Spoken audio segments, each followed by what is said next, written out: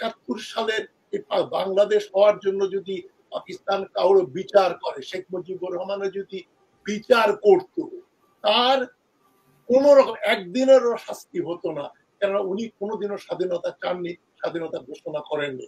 এই এখনো বলেছেন তার টেস্টিমনিতে 78 সালে, it is Bhutto not Mujibur Rahman who was responsible for the disintegration of Pakistan. বাংলাদেশে ওই ঘটনার পুনরাবৃত্তি করে মুক্তিযুদ্ধের কোন চাকরিতে প্রমোশন দেয়া, তাদের কোটা দেওয়া জীবিত মুক্তিযোদ্ধাদেরই দেয়ার আমি ঘোর বিরোধী। কারণ পৃথিবীর কোন দেশে দেওয়া হয় না, ভারতেও হয় নাই, ভিয়েতনামে হয় নাই, আমেরিকাতে হয় না। যে দেশ মুক্তিযুদ্ধ করে স্বাধীন হয়েছে তারা কোনো স্পেশাল প্রিভিলেজ পায়নি। তাদের মেডাল টেডাল দেবেন, তাদের ছবি টবি ছাপানো হবে, তাদেরকে সম্বর্ধনা দেবেন, ফুলের মালা দেবেন, দ্যাটস ইট।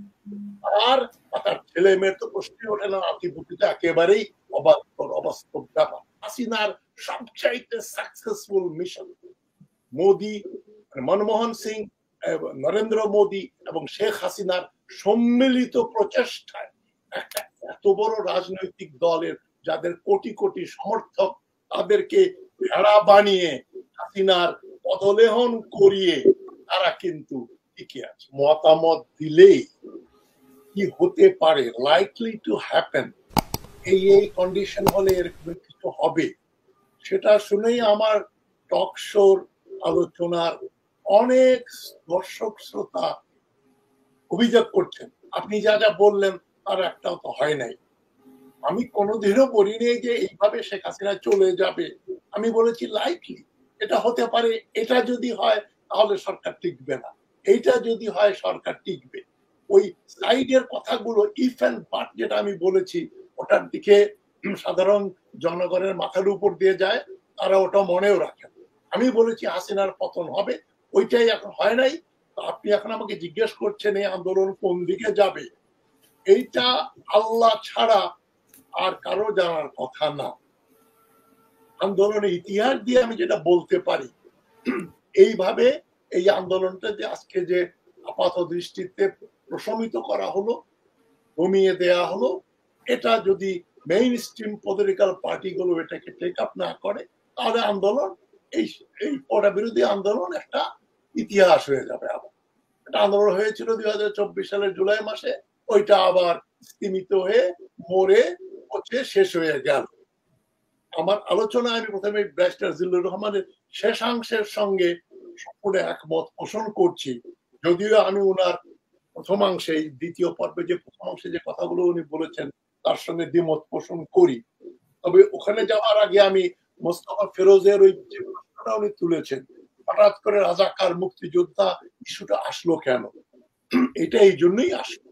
এই রাজাকার মুক্তিযোদ্ধা ইস্যু 72 সালে তৈরি করা হয়েছিল সুপরিকল্পিত ভাবে, যে আমরা হচ্ছি প্যাট্রিয়ট, দেশপ্রেমিক, আর যারা আমাদের সঙ্গে নেই তারা রাজাকার, তারা দেশদ্রোহী, পাকিস্তানপন্থী। এটা শেখ মুজিবুর রহমানের পলিসি এবং স্ট্র্যাটেজি। ওনার একটা গিল্টও ছিল, যেহেতু উনি মুক্তিযুদ্ধে অংশগ্রহণ করেননি, যেহেতু 1970-এর নির্বাচনে জেতার পরে শেখ মুজিবুর রহমানের একটাই ধ্যান ধারণা এবং ইবাদত ছিল যে আল্লাহ আমাকে পাকিস্তানের প্রধানমন্ত্রী বানিয়ে দাও। এজন্য উনি হিয়াকারের সঙ্গে চুক্তি করেছেন। এই ডকুমেন্ট গুলো আমার বইতে আমি ব্যবহার করেছি, যেখানে হিয়া খান পাকিস্তানের প্রেসিডেন্ট থাকবেন, শেখ মুজিবুর রহমান থাকবেন প্রধানমন্ত্রী, এবং সেখানে আপনার কামাল হোসেন হবেন বিদেশ মন্ত্রী, রহমান সোবান হবেন অর্থমন্ত্রী। এই ধরনের ক্যাবিনেট হয়ে গিয়েছিল, পশ্চিম পাকিস্তান থেকে কিছু, পূর্ব পাকিস্তান থেকে কিছু। 1 আগস্ট মার্চে ভুট্টোর প্ররোচনায় জেনারেলদের চাপে হিয়া খান বক্তৃতা দিয়ে অ্যাসেম্বলি সেশনটা স্থগিত করলেন, প্ররোধ করলেন। না হলে শেখ মুজিবুর রহমান স্বাচ্ছন্দ্যে পাকিস্তানের প্রধানমন্ত্রী হয়ে যেতেন। যেটা উনি তার বিরুদ্ধে যখন ট্রায়াল হয়েছে পাকিস্তানের কোর্টে, তখন কিন্তু উনি বলেছেন একটা প্রমাণ দেখাও যে আমি বাংলাদেশের স্বাধীনতা ঘোষণা করেছি। এবং পাকিস্তানের একজন প্রখ্যাত লয়ার A.K. ব্রোহি, তিনি বলেছিলেন এই 71 সালের বাংলাদেশ হওয়ার জন্য যদি পাকিস্তান কারো বিচার করে, শেখ মুজিবুর রহমানের যদি বিচার করত, তার কোন রকম একদিনেরও শাস্তি হতো না, কেননা উনি কোনোদিনও স্বাধীনতা চাননি, স্বাধীনতা ঘোষণা করেননি। এই এখনো বলেছেন তার টেস্টিমনিতে ৭৮ সালে যে it is Bhutto not Mujibur Rahman who was responsible for the disintegration of Pakistan. আমি এত বড় ইতিহাসটা কেন বললাম? এই জন্য যে মুস্তফা ফিরোজ সাহেব যেটা প্রশ্ন করেছেন রাজাকার মুক্তিযুদ্ধ ইস্যুটা আসলো কেন? এটা ৭২ সালে তোলা হয়েছিল দলীয় লোকদেরকে মানে মুক্তিযোদ্ধার কোটায় চাকরি বাকরি দেবেন। শেখ মুজিবুর রহমানই কিন্তু এই অন্যায়টা করেছিলেন, বলেছিলেন ৩০% কোটা দেওয়া হবে মুক্তিযোদ্ধাদের। উনি এটা চিন্তা করে দেখলেন সর্বমোট ৫০,০০০ লোক যুদ্ধ করেছে। ৭.৫ কোটি লোকের ৫০,০০০ লোক কয় পার্সেন্ট হয়? তাদেরকে তো 0.1% এর বেশি কোটা দেওয়া যায় না। এবং দ্বিতীয় সবচেয়ে বড় নীতিগত প্রশ্ন আমি বারবার করছি, মুক্তিযুদ্ধ করেছেন বলে আপনাকে চাকরি দিতে হবে, বিশেষ সুবিধা দিতে হবে কেন? আপনার বাড়িতে ডাকাত করলে আপনি ডাকাতদের বাধা দিবেন, ডাকাতের মারবেন, পিঠে তাড়িয়ে দেবেন। পরের দিন এসে বলবেন নাকি আমরা কয় ভাই লাঠি না ধরলে ডাকাতরা তোমাদের বাড়িঘর লুট করতো, তোমাদের ধর্ষণ করতো, এখন থেকে ভালো জিনিসটা আমরা খাবো, কেননা আমরা তোমাদের বাড়িকে ডাকাত দিয়ে মুক্ত করেছি। মুক্তিযুদ্ধ করা একটা মানুষের নৈতিক পবিত্র দায়িত্ব। এই জন্য ছেলে যদি বাবাকে পানি থেকে ডুবার থেকে রক্ষা করে, বাবা বলতে পারে না আমি কিন্তু তোমাকে পানি ডুবে যাচ্ছিলে আমি রক্ষা করেছি। ছেলে বাবাকে বলতে পারে না বাবা তুমি ডুবে যাচ্ছিলে আমি না ধরলে তুমি ডুবে মরে যেতে, সুতরাং আমাকে পুরস্কার দাও। এই একই বাংলাদেশে ওই ঘটনার পুনরাবৃত্তি করে মুক্তিযুদ্ধের কোন চাকরিতে প্রমোশন দেয়া, তাদের কোটা দেওয়া জীবিত মুক্তিযোদ্ধাদেরই দেওয়ার আমি ঘোর বিরোধী। কারণ পৃথিবীর কোন দেশে দেওয়া হয় না, ভারতেও হয় নাই, ভিয়েতনামে হয় নাই, আমেরিকাতে হয় না। যে দেশ মুক্তিযুদ্ধ করে স্বাধীন হয়েছে তারা কোনো স্পেশাল প্রিভিলেজ পায়নি। তাদের মেডাল টেডাল দেবেন, তাদের ছবি টবি ছাপানো হবে, তাদেরকে সম্বর্ধনা দেবেন, ফুলের মালা দেবেন, দ্যাটস ইট। আর তার ছেলে মেয়ের তো প্রশ্নই ওঠে না, নাতিপুতিতে একেবারেই অবাস্তব ব্যাপার। ওইখানে বলা হচ্ছে মুক্তিযোদ্ধাদের যদি আমরা ৩০% না দেই, এই একমাত্র রাজাকাররা এর বিরোধী। হাসিনা যেটা বললো তাহলে সব রাজাকারদের নাতিপুতিদের আমরা পুরস্কৃত করব। আমি আর্গুমেন্ট দিয়েছি কদিন আগেও যে মুক্তিযোদ্ধার নাতিপুতিদের যদি আপনি কোটা দিয়ে চাকরি দেন, যেহেতু তার দাদা বা নানা যুদ্ধ করেছে, একই যুক্তিতে যার দাদা বা নানা রাজাকার ছিল, যেমন আমি উদাহরণ দিচ্ছি বারবার, নজরুল ইসলাম খান, তিনি নিজেই বলেছেন তার বাবা রাজাকার ছিলেন, তাহলে তো তাকে হাসিনার প্রেস সেক্রেটারি করা উচিত না। রাজাকারের ছেলে তুই বেটা, ওর শাস্তি হওয়া উচিত। মুক্তিযোদ্ধার ছেলে বা নাতি যদি পুরস্কৃত হয়, রাজাকারের ছেলে তো আপনার শাস্তি দিতে হবে। আইনের কি বলে, ব্যারিস্টার ভালো বলতে পারবেন, আইনে একজনের অপরাধে আরেকজনকে বাবাকে পাওয়া গেল না, ঠিক আছে তুই না তোর বাবা কোন, এটা তো ওনার মাধ্যমেই উনি প্রকাশিত হয়েছে, উনি প্রকাশ না করলে কথা হচ্ছে চেষ্টা না। আব্দুল রহমান সাহেব আমার সঙ্গে একমত হবে, যে কোনো আপনার সবাই একমত হবেন, আমি যদি খুন করি আমাকে না পেয়ে আমার ছেলেকে তো ফাঁসি দেওয়া যাবে না।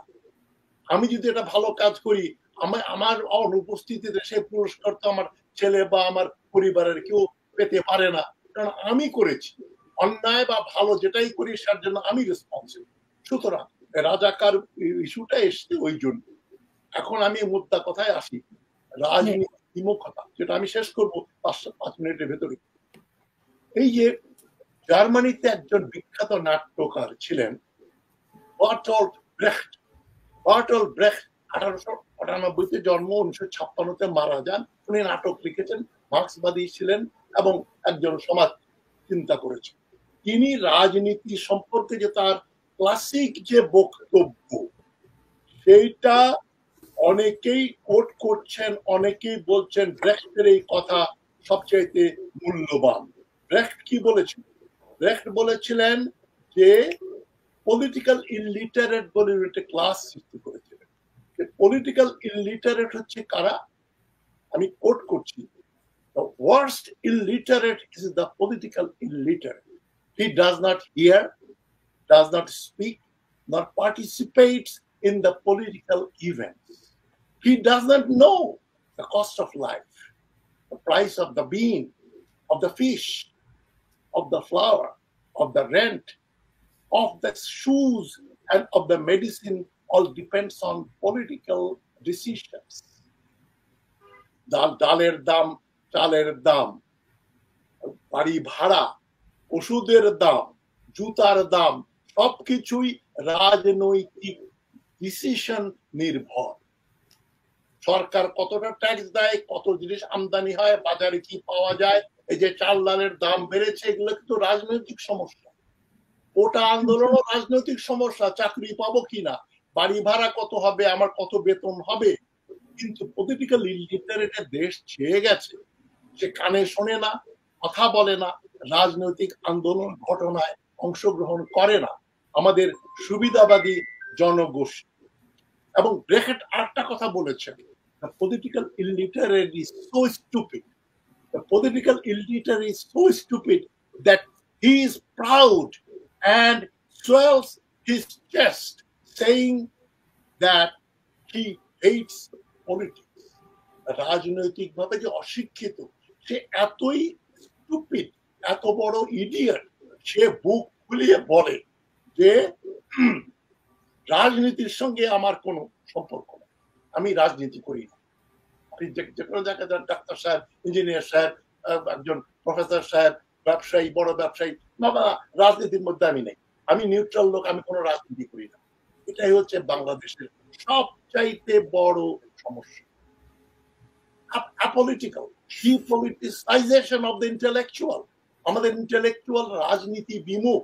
আমি যখন ঢাকা বিশ্ববিদ্যালয়ে শিক্ষকতা করতাম, আমার গুরু ছিলেন প্রফেসর আহমদ শরীফ।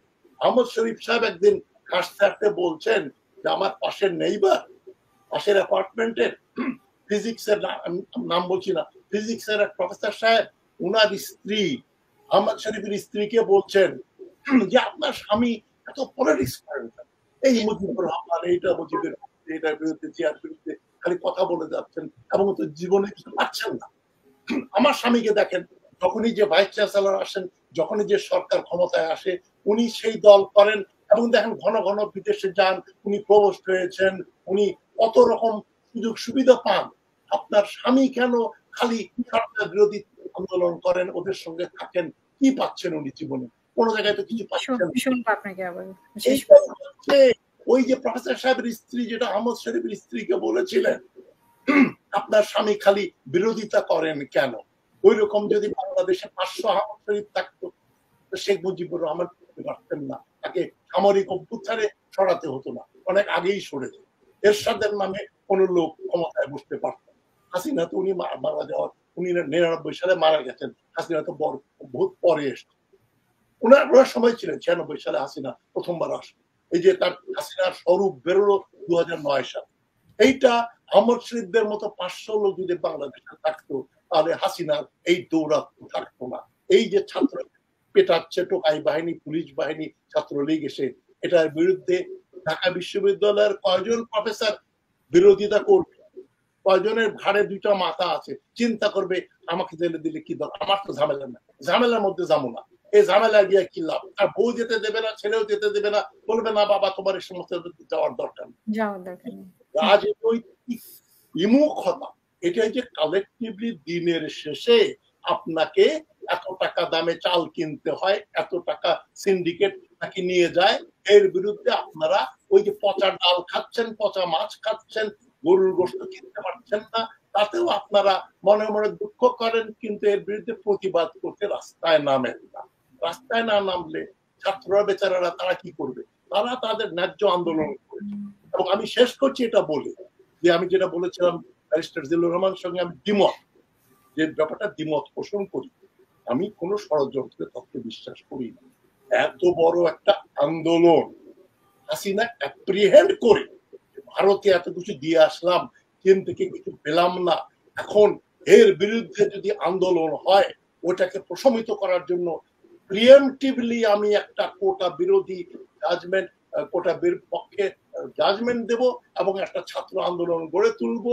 তারপরে ওইটা নিয়ে এই সমস্ত দিক থেকে লোকজনের দৃষ্টি অন্যত্র ফিরে যাবে। রেজিস্ট্রার সাহেব, আমি খুব বিনীতভাবে আপনার সঙ্গে সসম্মানে, আপনি খুব বিচক্ষণ ব্যক্তি, আপনার কাছে অনেক কিছু শিখেছি, আমি দ্বিমত পোষণ করি। এটা না, এটা কাটানো খেলা না। এবং উনি যেটা বলেছেন যে বাঙালি বিদেশি তারা শাসিত হতে পছন্দ করে না, ঐতিহাসিক ভাবেই বাঙালি 1000 বছর বিদেশিদের দ্বারা পদানত হয়েছে। সেই সেন যুগ থেকে শুরু করে ব্রিটিশ আমল পর্যন্ত। এতে